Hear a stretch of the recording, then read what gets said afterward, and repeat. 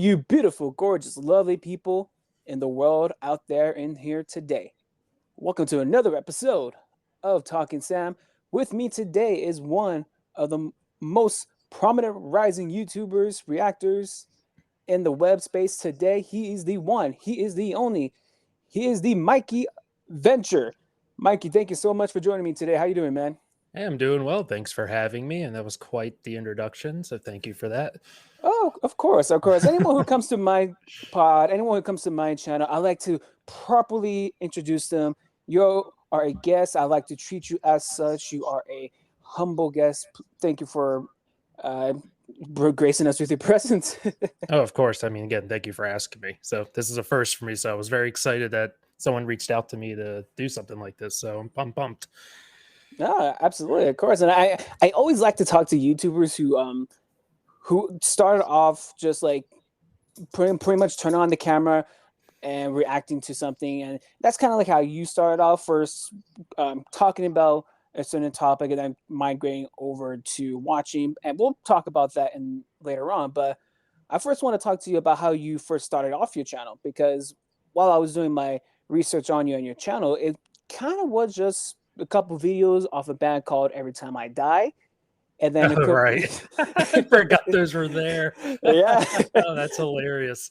But that's a bit of a throwback for you, ain't it? Yeah, well, those were uploaded for a friend who couldn't make that show. Okay. So I didn't have any way for her to see them. So I was like, I have this YouTube channel that I never use. I'll just throw it on there. You can just watch it whatever you want.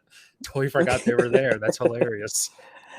and and from there, about a few years after, you posted your first review of Venom: Let There Be Carnage. All Now, right. yeah, what was kind of like your mindset when you first wanted to come on YouTube? Was there someone that that was like, hey, you had a good mind, you have some good thoughts on movies, go out on YouTube, put your thoughts on, see what happens, see where you go from there? Yeah. So basically, like, so I started off on Twitch Okay. about 5 years ago. So I've been, I don't stream as much as I used to. I stream here and there, but I used to stream like full-time hours. Starting in 2018, I used to had a Twitch channel for a long time. And it was okay. I think like I was pretty much like peaking at like 35 to 45 viewers pretty much per stream. So like mildly Okay. successful at it. And that's pretty good in terms of Twitch with how many people actually stream. Right. But it got to a point where I felt like I kind of like stagnated. I kind of like plateaued a little bit. And I feel like just anything I was trying just wasn't working, wasn't growing, wasn't doing whatever. So, I only started watching reaction videos probably around during like the pandemic. Right. So, and I had, so I started having people in my chat and everything, like a lot of my regulars, they would just be like, something that maybe I should try is reactions. And at first I kind of dismissed it. I was like, I don't know. Like, I like the idea of it, but I wasn't sure if it was for me or not. But I was like, you know what? I do love talking about film and TV, all that stuff. So let me try like getting into doing reviews and whatnot. Because I always get a lot of comments about how I talk about movies. Right. It's a huge passion of mine, movies in general. Like, I've been watching movies consistently since I was about 5 years old. So I went and got Venom was the first movie. Venom: Let There Be Carnage was the first movie I saw after like things started opening up back up again. Okay. So I was going like very first showing. So like no one was there because I was still wearing being around people, masking up. I'm sitting in the back row away from anyone else who's in the theater. So that was one of the first movies I saw. Yeah. What a time that was, to be honest, right? Yeah, it seems like a kind of like a weird dream. Like it actually didn't happen. like it was weird because I'm accustomed to go to movies by myself, but I never used to like go that early, never go like right on Friday mornings. Like it was just kind of wild to me. I even had like a worker at the one Regal Cinema basically thanking me for coming to movies because he was so bored. He's like, oh my God, a human. Are you a person? Can I touch your face? It's like right. I was like, well, no, 6 feet, please. But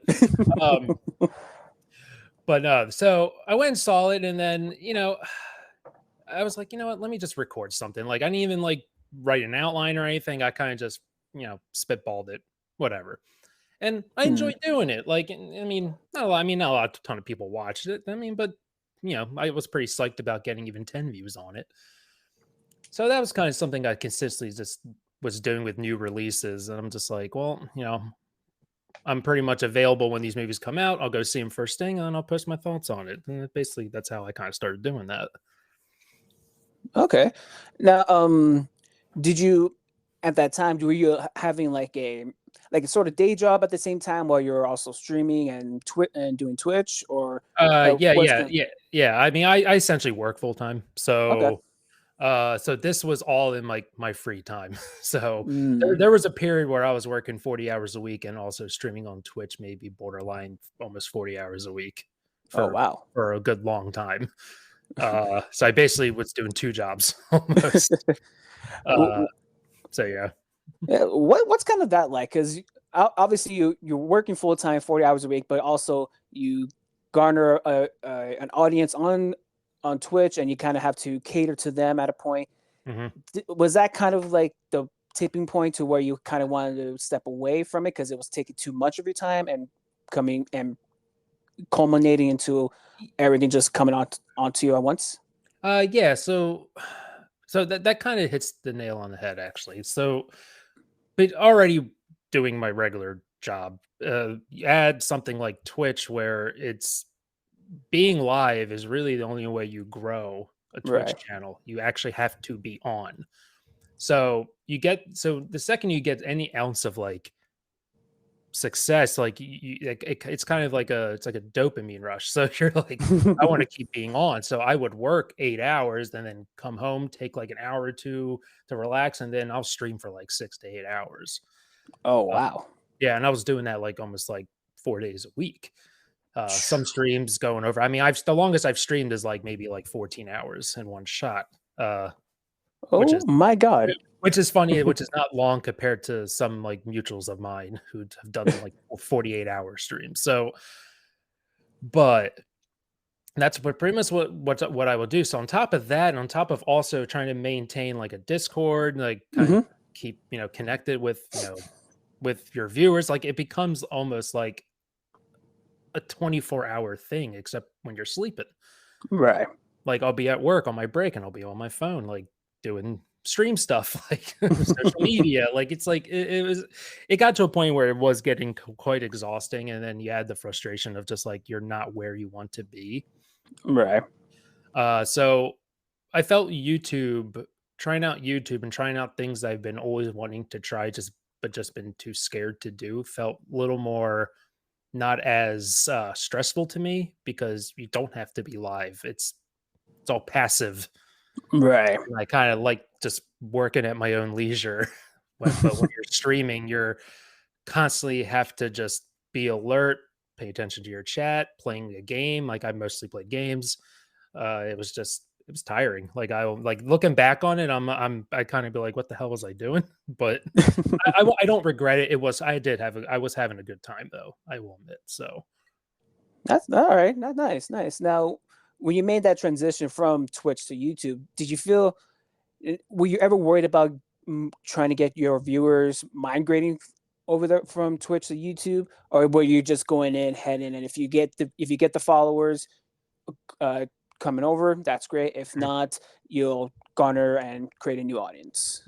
So I mostly went in with the mindset that I was pretty much starting, clean. St- okay, starting fresh. So I didn't really try super hard to try to migrate people. Like I was still kind of streaming still, so I was kind of Hmm. still doing.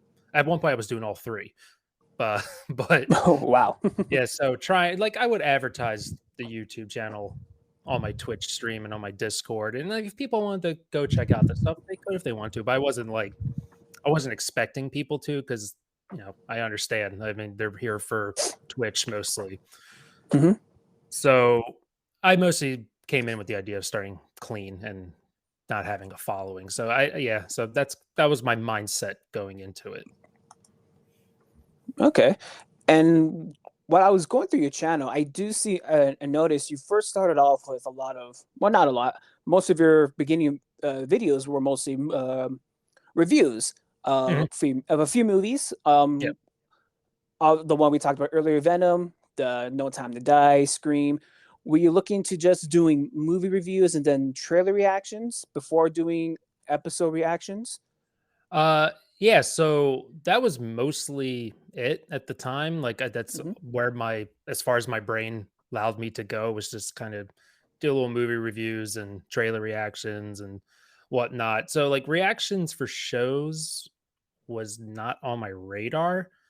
Uh, but my girlfriend was basically like, just pick a show and give it a try. Hmm.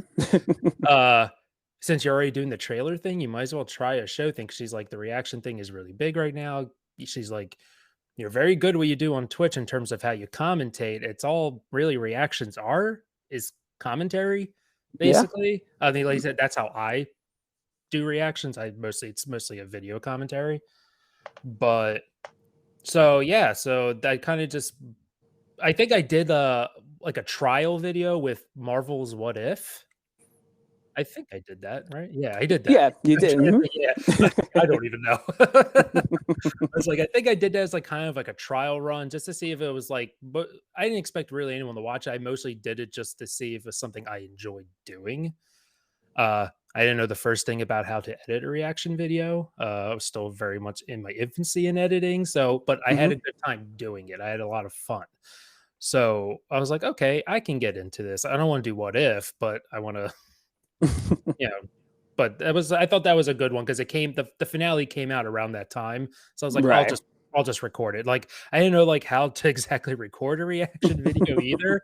I was just kind of watching other videos and I'm just like, I think this is how they're doing it. But eventually I figured out a nice workflow for myself. But yeah, that's how I kind of got started with that. It was kind of a little encouragement from her, and then I kind of just started running with it. Nice. And when you get that encouragement from her, do you get that extra pep in your step? Be like, okay, if I get that encouragement from her, I doesn't matter what anyone else thinks or say. I just put myself out there. They love it. They love it. If they don't, oh well. I mean, yeah, I mean, I really value her opinion. She's Hmm. very honest. Uh, she Nice. she won't she won't bull crap with you. So if she says something isn't good, and she'll tell me it's not good, and she has. Uh, All right. yeah, like especially with things in regards to my thumbnails, like stuff like that. She'll tell me, and which is something she knows I want. So I'm glad she doesn't sugarcoat things for me. Hmm. So if she's telling me, as someone who enjoys watching the same type of stuff, she likes watching reactions and too as well. She's like, I think you would be good at this. So I believed her, and I was like, and that kind of gave me a little boost of confidence as well. So Nice. All right. That's good to hear. Shout out to your girlfriend. mhm, Uh, Um, looking just going by like the trajectory of your YouTube videos, they start off with a couple hundred views, some with 1,000, a couple thousand, mhm. and then we get to Gravity Falls where Oh yeah, it hits that big 40K. yep. When you saw your Gravity Falls video getting 40K, what was your initial reaction? Were you just floored by that? Were you just like, okay, what? How is that even possible? And then when you see, Yes.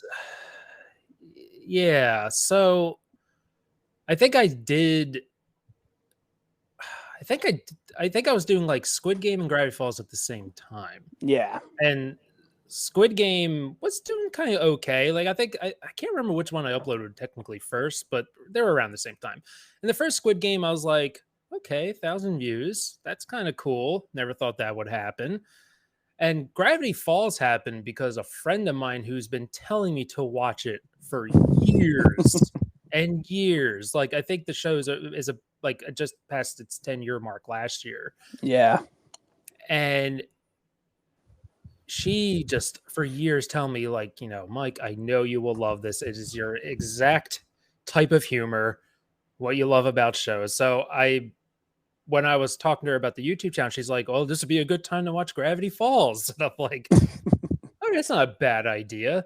And It started off kind of actually, it says 40K views now, but that is so much coming from afterwards. Okay. When I hit a certain uh point in the show in the first season, like I think initially like it was only sitting like about around like 3 to 5K after the first like few weeks. Okay. So it's not till people started finding the channel more and more. I think it was about like maybe through the first 9 or 10 episodes of Gravity Falls when it really started hitting big for me. But even then, seeing 2,000-3,000 views on a video when this is like kind of your first foray into it, like there's so many people who would love for that to happen to them in their first few videos, where it takes people sometimes way longer to even reach that point. Right. So that kind of blew my mind, and that definitely was a confidence boost. So I was like, I'm just going to keep running with this while All right. while I'm feeling good about it. It's got to ride that high, right? Exactly. And is it when you're doing the reaction videos, when you're doing like Squid Games and then Gravity Falls, is it well, not easier, but when Squid Games has less episodes to where Gravity Falls, one season is about 20 episodes long. Do you feel Yeah. okay? I can knock these Squid Game episodes out real quick, and then Gravity Falls is like, okay, gotta strap myself in. It's gonna be a doozy, gonna be a long ride. Yeah, so I definitely do like when a show is shorter in terms of reactions. So, and Squid Game was just because it was hot at the time. I was like, this is a Yeah. hot show. Maybe there's a lot of eyes on it on YouTube or whatnot. I kind of was a little late to the game because honestly, Netflix shows are kind of hit or miss for reactions Really? Okay. because of the binge model that they still do. Yep. Because people tend to forget about Netflix shows after about the first month. Yep. That's true. It is very, and it's very true when it comes to reactions, except for a few shows. There's a few exceptions, but I've discovered, at least in my experience and talking to others, it just seems like that's the case for a lot of Netflix stuff. So I got into Squid Game maybe like 2 months after it aired, and it just seems like everyone just kind of already forgot about it by the time I got to it. And it's actually kind of a running joke now on my channel. I never actually finished Squid Game. I still have not watched the finale, and it's been over a year and a half now. Oh my god. Okay. And you haven't been spoiled at all yet? Nope. Wow. You have got okay. So I have a few people who comment once in a while who find the playlists or they find the videos and they're going, "Where's the finale?" And I usually just reply with, "It's coming." Which I do plan to finish it, I promise. If I may, I would suggest release that video right before season 2 comes out. That's exactly what my girlfriend said. So we go on the same page, and Oh, it's yeah. definitely probably a really smart thing to do. So that's probably my plan because they are coming out with season 2 at some point. Yes, I think it's supposed to come out either next year or 2025. Well, who knows? Who knows now? Maybe with everything that's happening. Yeah, I mean they were actively casting, and I don't know if it's going to be. I don't think that production is going to be affected by the current strikes right now, since it is filmed in Japan. So you're right. Yeah. So I don't think it's affected because Netflix is just really the publisher mostly. So, but yeah, I never finished it, and the reason that happened was because Gravity Falls was really taken off, and I'm like, all my attention's on Gravity Falls right now, and I just forgot. And I mean, hey, that makes sense. I mean, you got to stick with what's kind of been like heating up for you, you know? Right. And of course, at the time too, I'm still kind of learning, navigating this new world, this way how, like, with editing, like editing used to take me like 4 hours to do one video because I just didn't have a voice to my editing yet, or like a style on how I want to cut, and still kind of learn the intricacies of actually editing. So it was hard for me to like kind of do 2 shows at the time, but yeah, it was just, I was kind of riding that high with the Gravity Falls thing because I'm just like, subs are just coming in so quick. So I need to keep putting out at least 2 of these a week. So All right, all right. Now, when you were first starting off Gravity Falls, you were doing about a couple episodes of video, and then you were just migrating to one episode by itself. mhm. Was it easier to edit doing one episode solo prior to doing two? um so that was mostly at the time when I was doing 2 episodes at a time. I was using a older editing software, and it was, like, Mm, really dated. Like, I bought it years ago. I just didn't have, like, really the funds yet to go upgrade. Um, so the software I was using was just it was suffering trying to do 2 okay. videos, 2 reactions in 1 video. Like, I would have to, like, shut the program down after, like, 30 minutes because 'cause it'll start lagging so bad. Oh, dang. And then so it just got tedious at that point, and it was also it took forever to export a video, to render it, and I'm just like, "You know what? I'm just gonna go to 1 video per reaction at this point." It was mostly because of my editing software. Okay. Now, we hear a lot of stories about YouTubers and what they go through when they're editing, and after editing, they put it up on YouTube. They experience a lot of tribulation of copyright, or they take it down before they even get posted. Have you experienced any struggles being a YouTuber so far, and what have you done to overcome some of those struggles? And sorry, yeah, that's in the Oh, question. no, no, no. Oh boy. Do I have issues with copyright? I get hit so bad. More so than others, I feel like sometimes. Oh, dang. Recently it hasn't been as bad, so I wonder if I'm off the shit list right now, but I would, just for an example, what is it? Owl House, the season 3, episode 2. Hmm. I had to that video got blocked 21 times. Really? I had to re-upload that video over 20 times to finally get cleared of any kind of content ID check. Wow. And And did they give you a strike or anything, or did you just like take it down, re-upload it, take it down, I re-upload it? just kept taking it down and re-uploading. They just kept claiming it. They just kept blocking the video fully. It wasn't even like Dang. a demonetization. It was just a full block.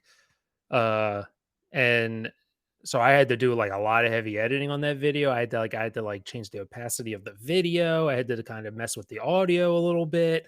I did all these things to get that video through. Um, and I and I've and before I never used to have that much trouble. And then all of a sudden, like my channel just started getting hit almost every video. I There was almost every video I had to do at least 2 re-uploads. Okay. So I was getting hit hard pretty good for a while, even like with like Hell of a Boss, like where Hell of a Boss usually doesn't really claim people. People can pretty much upload those videos without any issues. And you don't even have to edit Hell of a Boss videos because they generally encourage reactors. But I was getting hit with blocks and demonetization on those. I I got a story to share with you. So I'm a nobody compared to you when it comes to YouTube, and they hit me pretty hard with my hell of a boss reaction. Yeah, I feel like that's the thing now. I think there was a period where they weren't, Yeah, and I think as the show gained popularity, they're like, "Well, no, we're losing money out on these reactors." right. I was like, oh, we can make some money off these guys, Yeah. huh? Like the latest Hell of a Boss episode, that was actually the very first one where I didn't get demonetized. They actually gave me a blue check on that one. Oh wow, okay. So even Has Been Hotel and then the Addict music video for Has Been Hotel, like I haven't earned even a cent on any of those until the last one. Mm. Now, with YouTube and demonetization, do you ever have to like get like your videos like? Did you ever fight a strike that if they ever put out a strike against you? Wait, what was that? I'm sorry. No, you're good. Did you ever have to fight with YouTube if they ever like put Oh, out like a strike uh, against you or anything like that? no, I actually have not gotten that far in terms of with blocks or whatnot. I usually just see what the issue is. Usually they just give you like a audio visual claim for between this and this. And so I'll adjust that and do a little more tinkering with it and then re-upload it again. I never usually want to get that far into like disputing stuff because I don't know. Uh, I'm not a conspiracy theorist or anything like that, but I feel like when you do Uh-huh. stuff like that, I feel like you kind of like get a little more noticed after that, and they kind of piss them off. I don't know. I don't Okay. trust their algorithm is weird. I don't know. It's just I don't trust it. So I just like I'm just being a good soldier and just kind of like, all right, I'll just fix what you're having an issue with, and just hopefully it gets through. It's very stressful though. I would imagine, yeah, it's probably very nerve wracking. Yeah. Yeah, especially like when you're like try to stick to somewhat of a schedule, like you kind of like try Mhm. to notify your community, like, hey, this video is going to come out this week, and you're just like, I can't get this video up.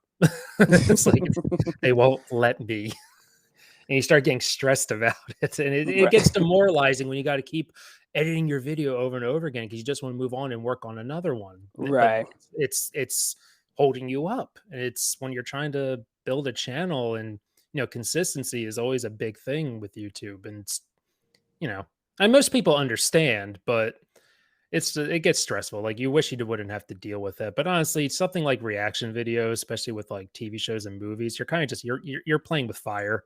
Yeah. Honestly, when it comes to copyright, there's already like a fine line with fair use with this stuff. So that's why like I don't get too like all like damn the studios type of thing. I'm like right now this Mhm. is what it is. It's such a fair use is such a it's a uh, it's not a definitive thing, Right. unfortunately. So, but by the definition, technically what we are doing is fair use. So, Yeah, that is technically true. Yes.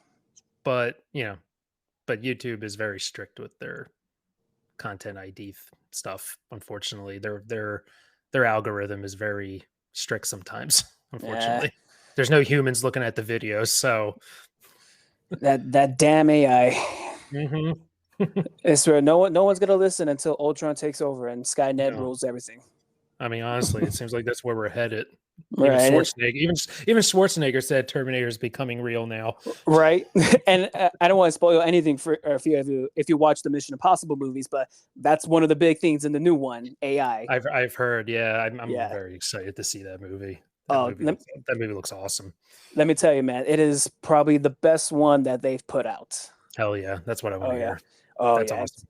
And I'm a fan that I didn't come onto the Mission Impossible until Rogue Nation because I was always Okay, Mission Impossible, Tom Cruise, always up and down. But I saw Rogue Nation, really like it. Fallout was amazing. dude, Fallout is legit. Oh, that blew my mind. And then this one, That's the latest one. Yeah, Fallout's probably my favorite one of the series. So I mean, until I see Rogue Nation, we'll see. But Fallout just had the perfect, one had a really great antagonist to Hmm. go, which I feel like most of the Mission Possible movies don't necessarily have like a really great antagonist to go Yeah, to go against. Man, I forgot his name. I mean Tom Cruise, but I can't Tom remember Cruise. Yeah, I Ethan can't Hunt. remember Ethan Hunt. Ethan Hunt. Thank you. So I felt that was like really the first time that he got like an antagonist that really could go toe to toe with them. Hmm.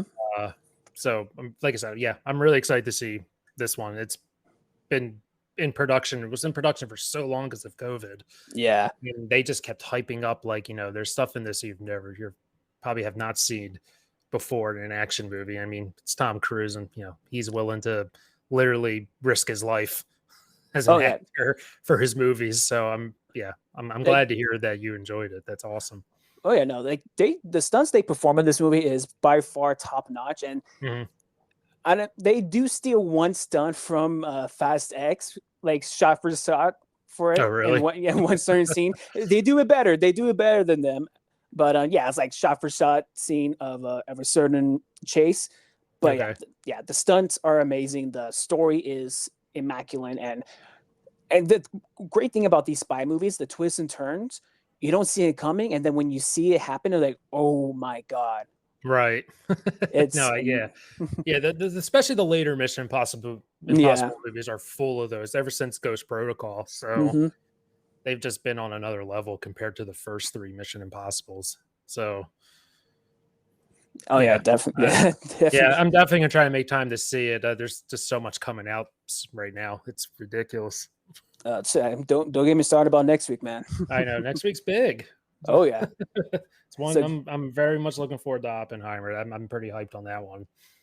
I mean, I was And talking about Barbie, but I mean, I want to see I'm Barbie. I kidding. mean, Barbie looks great too. I mean, Yeah. honestly, I like the what I'm hearing about Barbie. I'm liking kind of where the story goes on that one. So I appreciate they kind of went outside the box with the, something with Oh that yeah.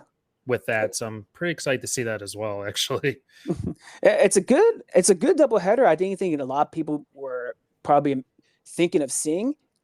Mhm. And I think seeing Oppenheimer first and then Barbie is probably the Mhm. best way to go. Because what I've been Yeah, hearing no, from Oppenheimer, it's just like it will like horrify you. yeah, Which it's heavy, yeah. is what they're saying. So like palate cleanser after that is probably a good idea. Hmm. Honestly, it's very rare these days that you get two big movies like that opening up on the same day. You It don't really really see is. that these days. And some people are like, "Oh, one should move, one should do this." I'm like, no, no, no. I think it's a good idea you release both at the same time. I think that's nothing but good thing to happen, honestly. Yeah. It will get the people out to see them. Yeah, they said I know AMC theaters, they pretty much said at this was a few days ago, they've had over 20,000 Hmm. purchases of people buying tickets for both to watch in the same day. Yep. So, And it's honestly really good counter programming if you really think about it. mhm. Oh yeah. I mean, I think if you're just a fan of movies in general, I mean, Oh yeah.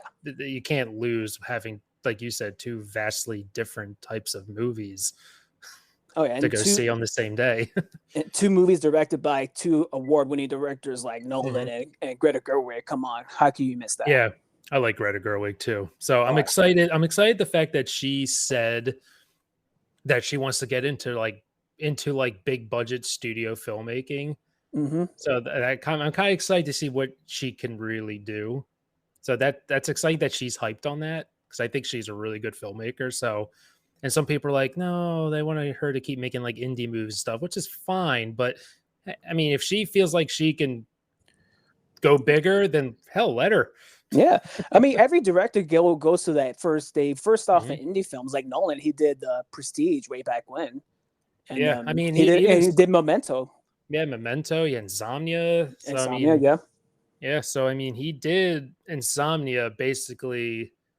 So you know, basically Warner Bros. Was like, well, we want you to do Batman, and he's like, well, I want to make this movie though. They're like, okay, we'll let you make this movie if you do Batman. It's like, okay, yeah. It was like, give us this, we'll give you that, yeah, and then. basically, yeah. Mm-hmm. Going back, we'll going. I Oh love yeah, that. I love that. I love that tangent we went on. It was I amazing. have a tendency to really get off topic, so don't be afraid to get me back on. Oh Okay. no, you're good. You're good. I went through this with the third bill. Don't worry about it, man. Oh, okay. That It was a sounds great, about right. yeah. It was a great time with him when we did it. But going back to your channel, we were talking. You're talking about letting your community know, hey, I'm dropping a video at this time, but you're having trouble getting the videos up. Mhm. But real quick, how important is it to sometimes give time to yourself and not let your channel and everything consume you? Because I would imagine doing the Twitch, I might have consumed you, and then it became not as fun later on. Mhm. Do you make sure you want to trying to keep your personal time away from that and give you time to breathe and smell the roses a little bit? Yeah, so I went through that with Twitch. It got to a point where Hmm. I went through a pretty bad burnout. I even took like a 6 month break at one point Oh wow. because I just got so burnt out and I just couldn't. I was becoming miserable and I was starting to resent it. So I took like a Mm. long break for a bit and just kind of just did my usual day job and then just kind of just enjoyed my free time mostly, catching up on movies, shows, video games, whatever. So I kind of went through the same thing. I kind of did not learn my lesson. I went through the same thing with YouTube. So there was a point last year. Oh my god! And as in my girlfriend wanted to kill me. Oh boy. Uh, was like I was doing maybe 5, 6 shows at once at one point. Oh dang. I was releasing like 6 to 7 videos a week. Eesh. It was all I did. I'd go to work, record, edit, days off, edit, whatever. And I kind of did the same thing. So definitely scaled back. I mean, because Hmm. again, you get that dopamine rush. Like I'm doing that much content, I'm seeing all these subs come through, the views, Yeah. like things were really popping off, and it was hard for. I get like that. I get very like hyper focused. I get like one idea in my head, and I can't get away from it, and I just keep going and going and going until like I start to feel terrible. So So I had to rein it back a little bit. I'm doing a lot less than what I used to. I think I found a nice little balance, but I think like I kind of want to kind of pick up a little bit more again, not too much, but I feel like I could now be doing more because now I feel like I'm giving myself too much free time. Don't get me wrong, I enjoy my free time, but it gets Right, to of a point course. where I'm just like, I feel like I could do a little more here, maybe. So I kind of wanted to start getting into movies a little bit. So I did record Okay. my first movie. Okay. So but no, it is really important. I think a lot of people, and I'm in a fortunate position where like I do have a steady job where I get a consistent paycheck every week. There are a lot of people who this is their job. Right. So really the grind of doing content becomes to a point where like you have to kind of make it your 9 to 5. Hmm. Uh and they people so I see this in Twitch. I see this on Twitch a lot. People, the amount of hours they streamed for, really, when you think about the amount of money they make, like it's just the hours and the money just don't make sense, and they're burning themselves out, not Right. allowing that all allowing some like R&R. Hmm. So, and you see it with YouTubers too. It happens all the time. I see it all over. Like I follow a lot of content creators, and it's just the amount of times I see people just talking about burnout and this and that. It's like you really got your content will suffer basically if you don't take care of yourself.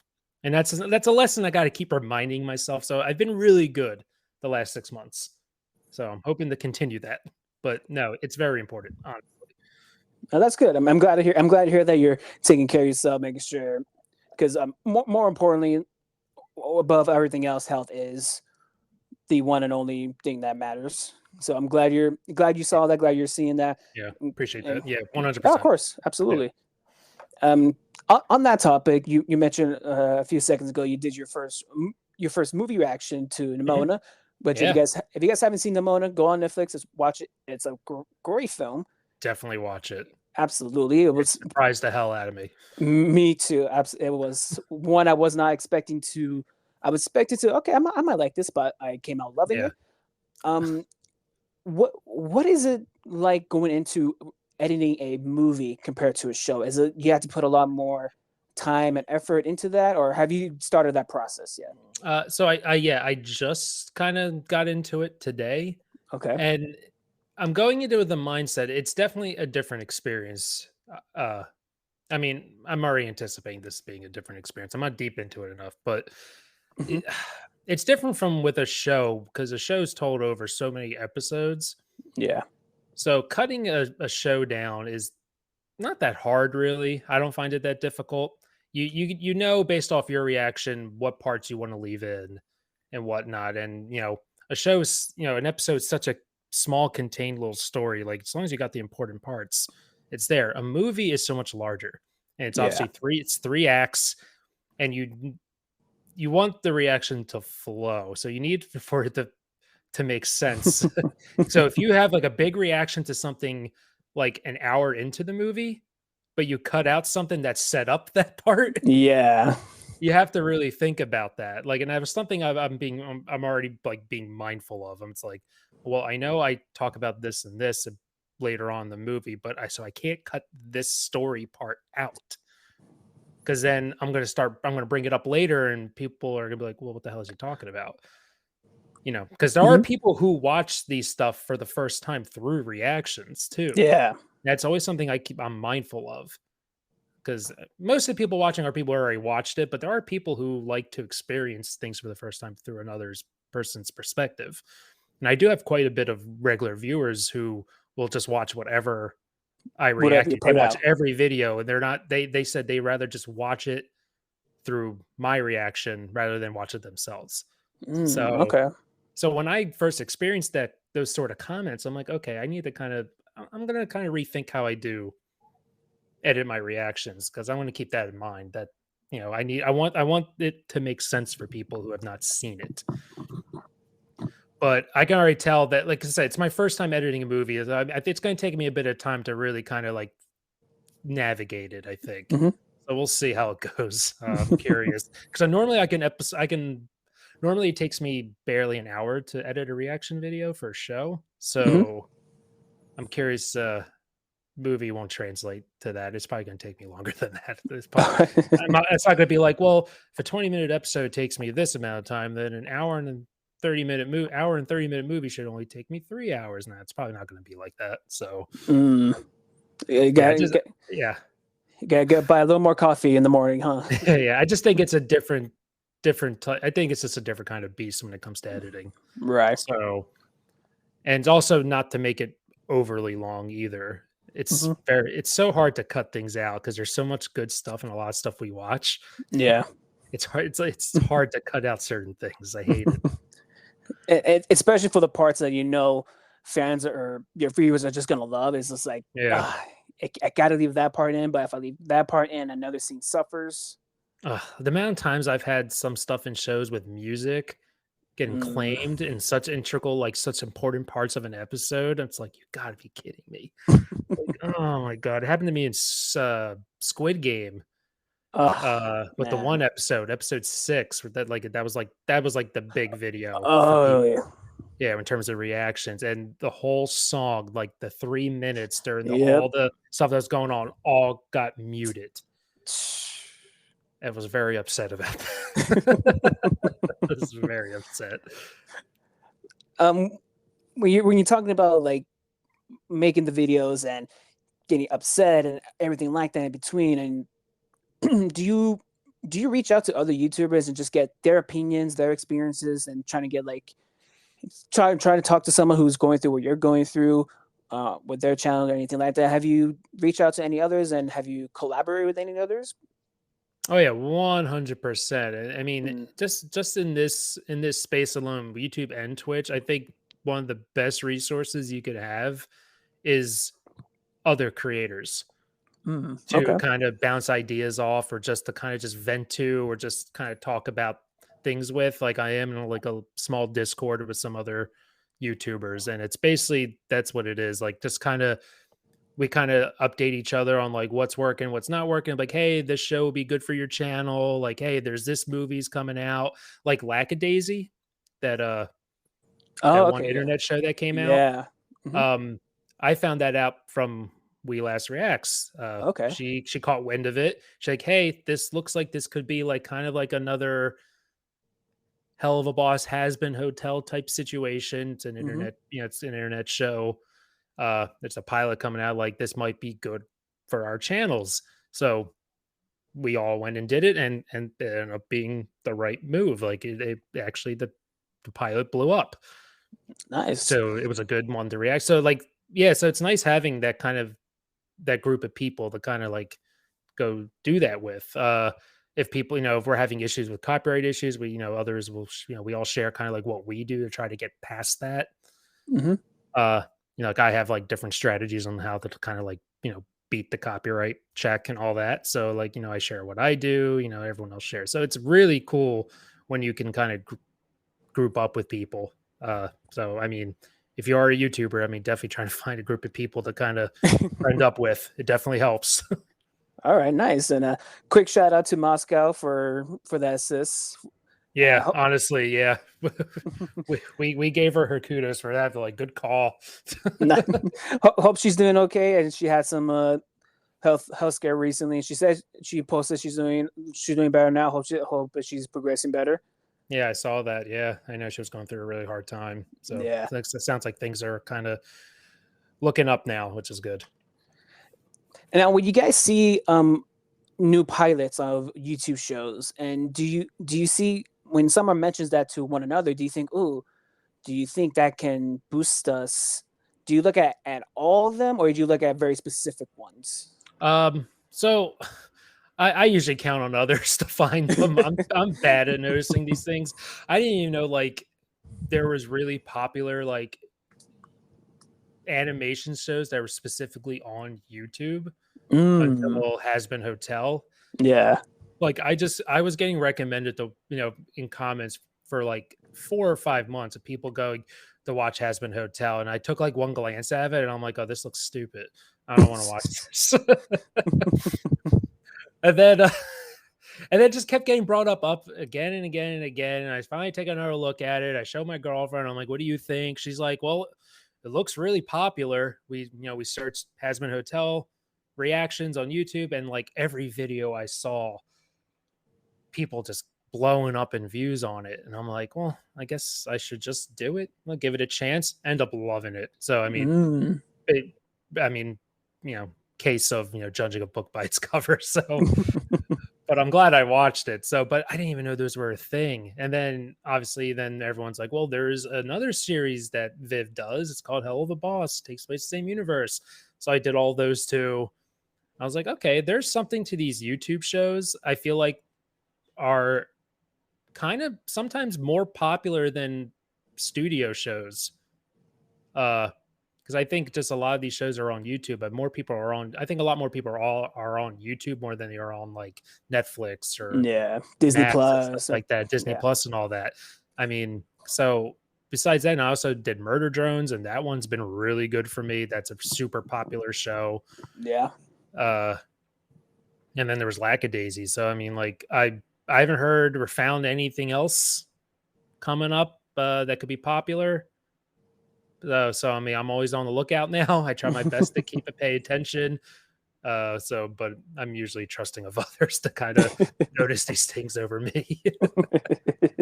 Sometimes I'm not the best judge on what will play well or what not. Right, but it's important to have that support system and knowing, like, hey, if you're interested, here's this show. They throw you a bone and they throw you a little softball and you hit it out of the park.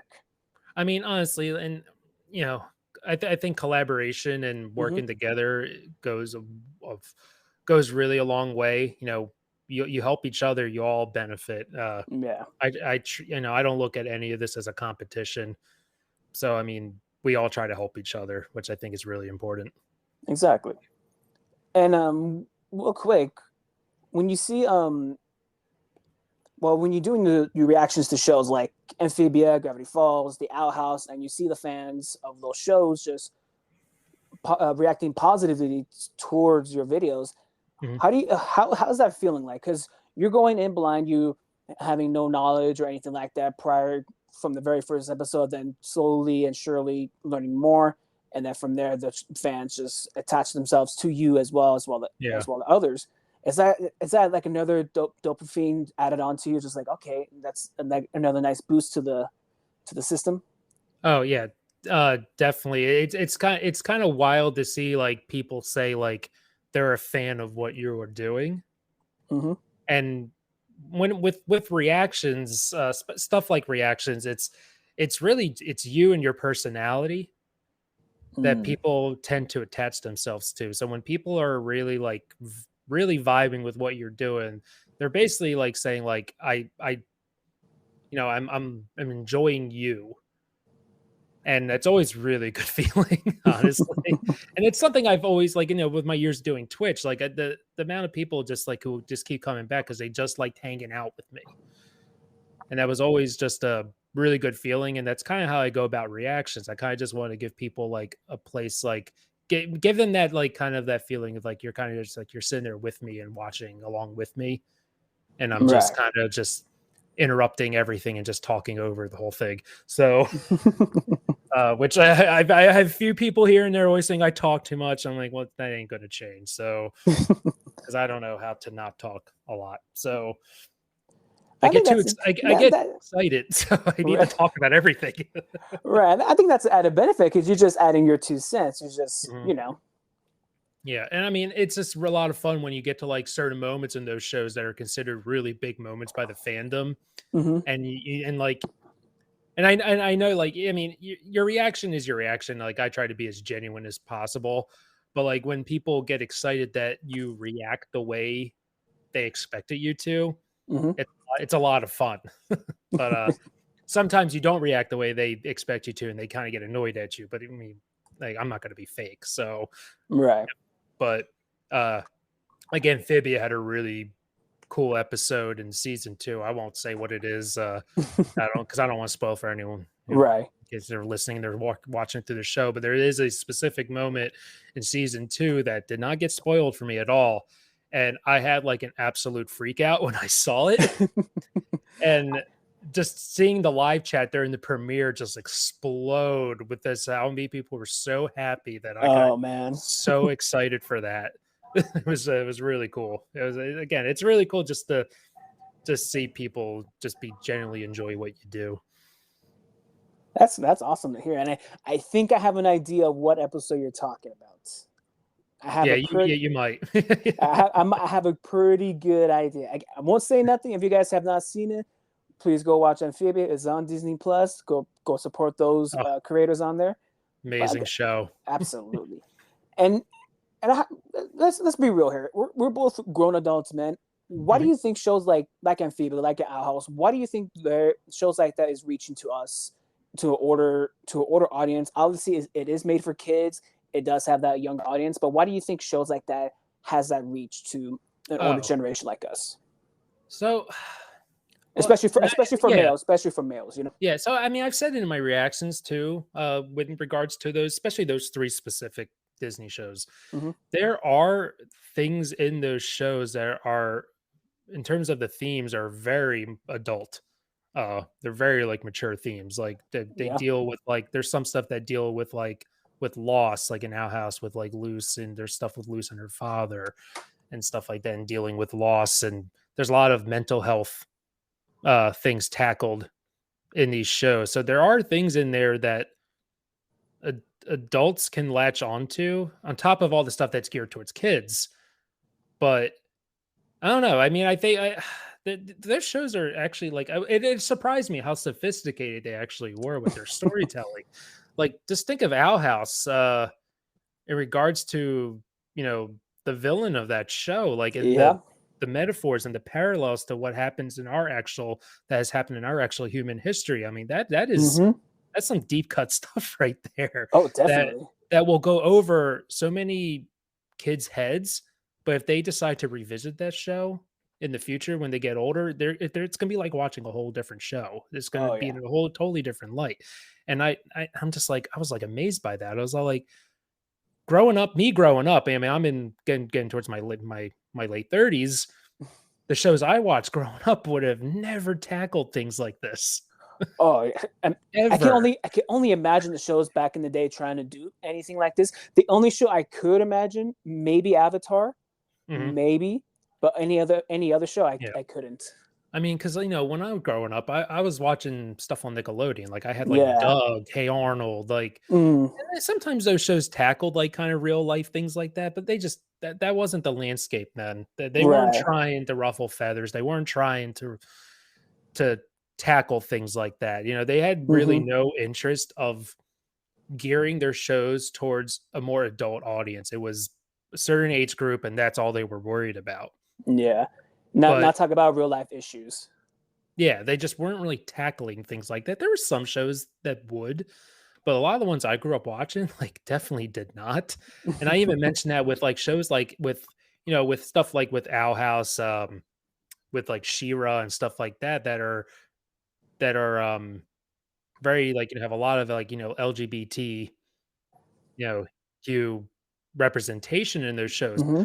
They would have never done that back in the 90s, Oh especially the no. early 90s. Like that was just no one had the confidence to ever tackle stuff like that in an animated show. So the fact that now they have this sort of representation in all these new modern animated shows is really freaking cool because Hmm. there are so many people that don't have that representation in media. So now that they do have it, it's like that's I find that incredible. I think it's really awesome. Uh, Right.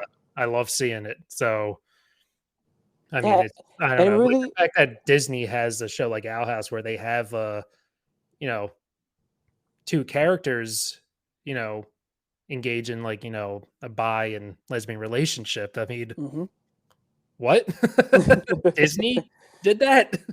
I'm not saying Disney did it. I think they ultimately canceled the show over it, but uh I don't know. I think that's so incredible that creators are able to do this now and people are watching the shows and not getting criticized for it. It's really nice to see. No, definitely, yeah, and it honestly is telling new stories because we've been told the same stories over and again. The white savior or any other savior like that, or any any other genre that has that kind of savior mentality, Mhm. man and female. But it's a new style of storytelling that's never been presented, and Yeah. it's new. It's new. It's interesting.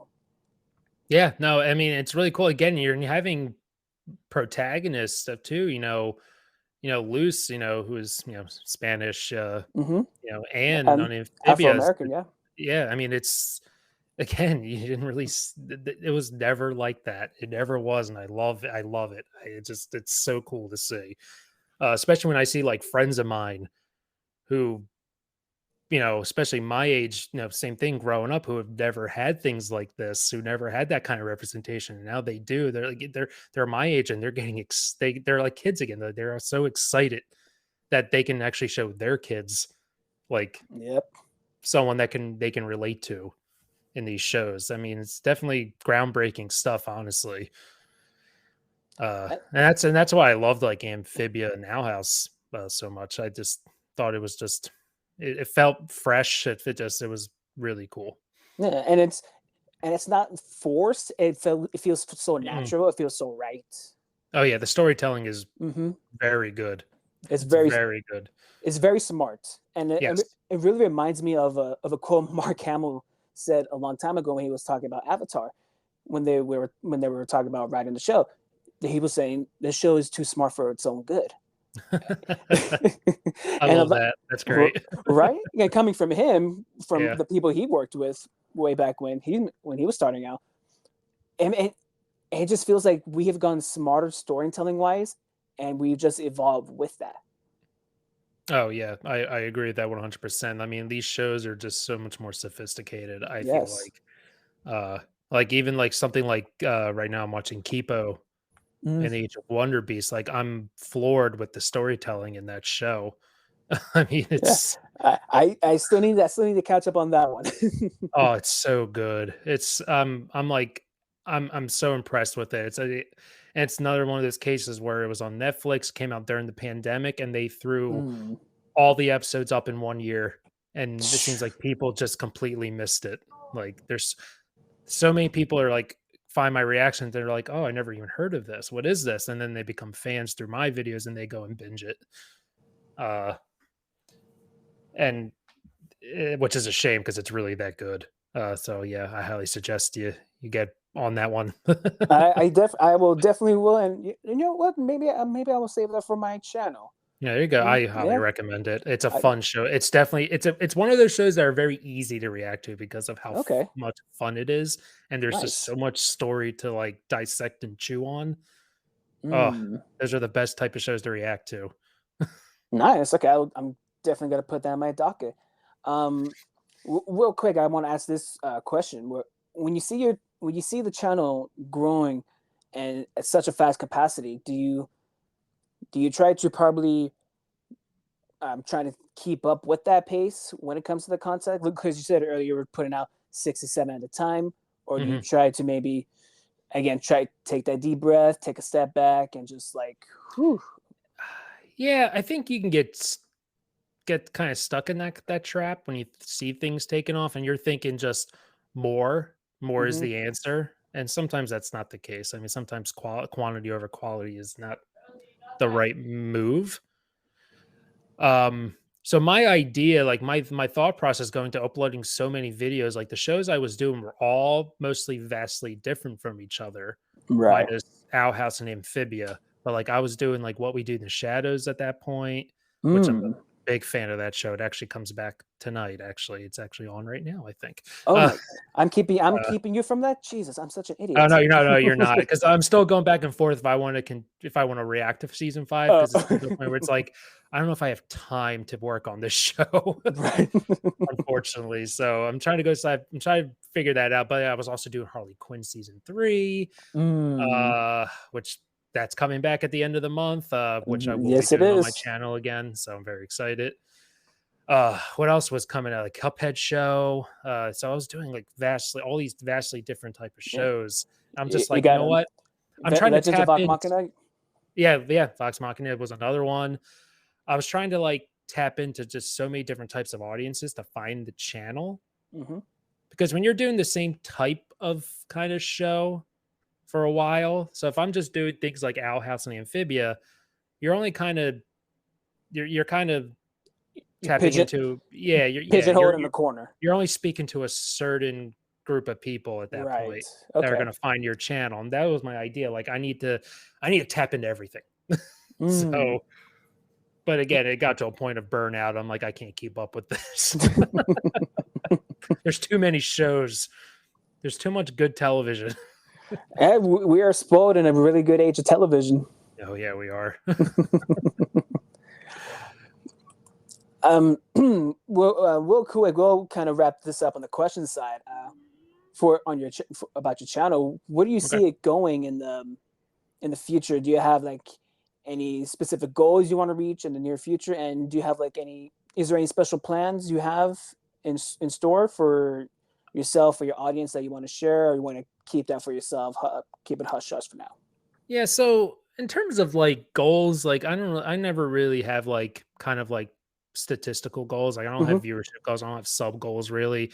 Like my first year when things were going well, I was like, I would like to hit 10,000 by the end of the year, which I did. I literally hit 10,000 subs on YouTube on December 31st. Oh, nice. Uh so that was like my one big goal. Obviously, like maybe the next one will be like 25,000 or something like that, but we're a long way off from that. Right. But so, in terms of direction of my show, I kind of like want to change things up a little bit. Like, I still want to keep doing animation, but I kind of want to start like again. We were talking about before. If you keep doing the same type of show, you kind of only reach out to a certain percentage of people. So, I kind of want to start introducing like a little more like adult stuff. Like, I kind of want to watch Cyberpunk Edge Runners. Mm. Uh, there's Harley Quinn season 4 that's going to come out. So I kind of want to start kind of trying to reach a different type of audience again with a different show that are opposite from like Kipo and Shira and whatnot. Right. So that's kind of like my plan moving forward there. So once I kind of catch up with these current shows, I kind of have an idea that I'll kind of want to pick a really long form show that will take me like maybe a year or over a year to finish and react to go along with shorter seasons of other shows. That are more like stuff that I'm picking that like I really want to watch at this point, because my whole channel has been basically like following the trend Right. of like, okay, people are really enjoying this show and these reactions. So what is something that they are looking for and what's similar to it? Rather kind of like picking a little more of what I really enjoy. Hmm. Because normally, like honestly, like I would never watched Gravity Falls, Amphibia, Alice. I would never have watched these shows on my own time if it wasn't for YouTube. I would never even bat an eye to them. I'll be honest with you. I'm glad I did Yeah. watch them. Amphibia ended up being like of the three, like they're all vastly different, the big three Hmm. of Disney, but Amphibia really just kind of spoke to me. And I really Mm. just like fell in love with that show. And it's my favorite of the three. Nice. Yeah, it just was my type of humor, the action on the show. There's so many of like the anime inspirations Yes. in like with like the action and just not even just the action, like the close up shots of the characters' faces when they kind of Hmm. just they change up the animation a little bit, like stuff like that. Like Amphibia just really spoke to me. And I think Amphibia has some of the best season finales Oh out my of all god. those shows. It's ridiculous. They nailed their season finales Oh, I mean, better than a yeah. lot of other shows do. Yeah, they really go all out on those. I mean, and just the way I'm not gonna say, but the way it just Amphibia ended, I just thought was absolutely just beautiful. Oh, So oof. yeah, Everyone, thank you so much for joining me in my interview with MikeyVenture. If you guys enjoyed that, I hope you did. Make sure you leave a comment below and tell us your thoughts. What you like about what you heard from MikeyVenture? How he started off, how he started the channel from humble beginnings, where he got the idea, and everything in between from there. And just to let you guys know, part 2 of this interview will be coming either tomorrow or in the next few days, and it will be a Comic-Con special, if you will. This will be happening on the week of Comic-Con. We will be talking about everything that happens with Deadpool and Wolverine and their new images that come out, everything with my adventures with Superman, all things movies, all things games, and also, if more importantly, the recent strikes with the actors and writers, that we do get into that. It's a very important topic that we discuss. I hope you guys join us for that. It's very important, very topical, and honestly, I hope you guys enjoy it. If you guys enjoyed this video, please leave a comment below. Click that like button. Hit that subscribe button if you guys want to see more videos like this on my channel, Sam Macias. And make sure you guys go to MikeyVenture's Twitter to follow him and his channel for all his other videos and reactions. He's a great guy, great content he makes. Please go over there to support him as well. And until I see you guys to part 2, bye.